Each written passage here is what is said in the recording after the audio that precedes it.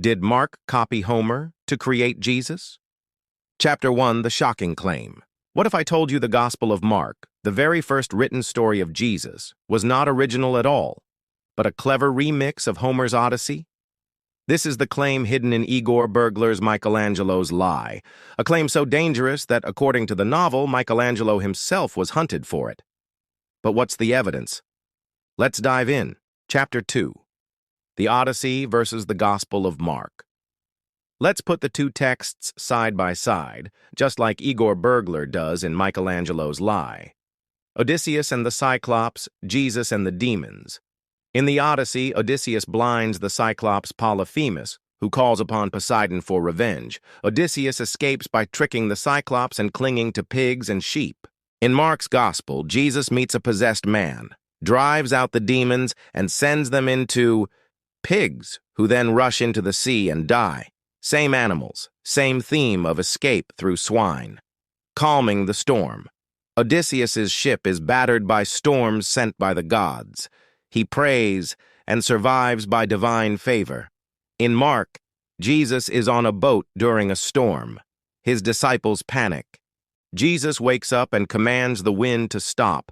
Just as Odysseus relied on divine authority, Jesus shows his own.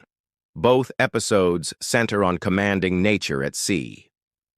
Recognition and secrecy. Odysseus disguises himself when he returns to Ithaca. He tests his servants and even his wife before revealing who he really is. In Mark, Jesus constantly commands his followers to keep his miracles secret, the messianic secret. He reveals his identity only at the right moment. The structure is the same, a hero who hides his true self until the climax. The Banquet of Fate. Odysseus shares a meal before killing the suitors who've overrun his home. It's a final feast before death and judgment. In Mark, Jesus gathers his disciples for the Last Supper, sharing bread and wine before his crucifixion. Both scenes are framed as the meal before destiny, trial and suffering. Odysseus is beaten, insulted, and mocked when disguised as a beggar in his own home. He endures humiliation before his triumph. Jesus is arrested, mocked, crowned with thorns, and spat on before his crucifixion. Both endure humiliation before their moment of ultimate revelation. Side by side, the Gospel of Mark reads less like a biography and more like a literary retelling of Homer's Odyssey, with Jesus as the new Odysseus. Chapter 3. Why would Mark copy Homer? Homer's works were the foundation of education in the Greco-Roman world. Everyone knew the Iliad and Odyssey. By framing Jesus in a Homeric mold, Mark wasn't just telling a story. He was making Jesus understandable, even heroic, to his audience. But if Jesus' story was literary fiction inspired by Homer, then the foundations of Christianity start to look shaky. Chapter 4. Michelangelo and the Dangerous Secret. Here's where Michelangelo's lie turns the theory into a deadly conspiracy. According to the novel, Michelangelo discovered this shocking parallel while working on the Sistine Chapel.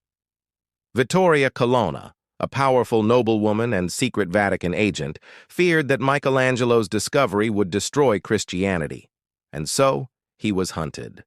His every move watched, his friends pressured. One of them, Baccio Bandinelli, Michelangelo's bitter rival, became entangled in this struggle. Was he just jealous of Michelangelo's art, or was he also being used by forces desperate to silence the truth? Imagine, the Vatican, terrified that their entire faith could unravel if it was revealed that Mark simply copied Homer. Chapter 5. Our conclusion. So did Mark copy Homer to create Jesus? We may never know for sure, but the parallels are too strong to ignore. And if Michelangelo really stumbled upon this secret, it explains why powerful forces would have wanted it buried forever. What do you think? Are the Gospels sacred history or ancient plagiarism? Feel free to comment, like, share, and subscribe before this secret gets buried by history again.